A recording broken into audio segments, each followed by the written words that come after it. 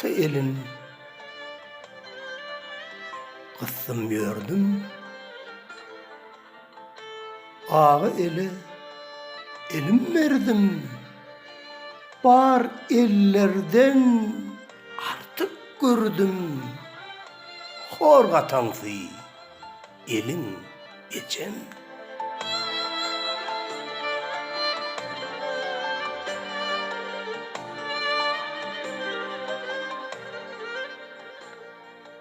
Dostlar dolap kimim yaptı? Doğan derdin emin taptı. Sen ömrümün şemin yaktın. Mudamatir gülümecem.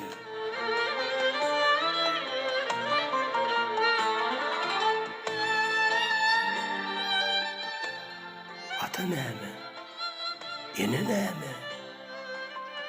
Hiç düşündüm bu aleme.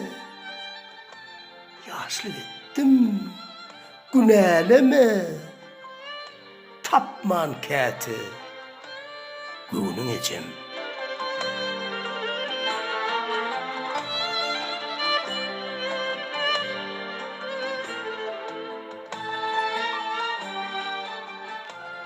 Sen bile yada gitsem tuğdun ip tuğda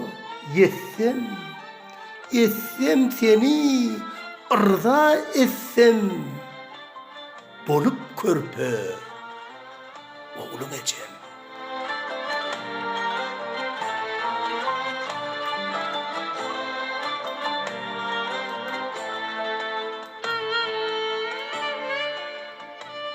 Huşut Şamiyev Türkmenistanyň halk gazeti. Boş halipanyň Fehet hakda, Serhet hakda, Gıyret hakda, Birit hakda atly kitabyndan anny.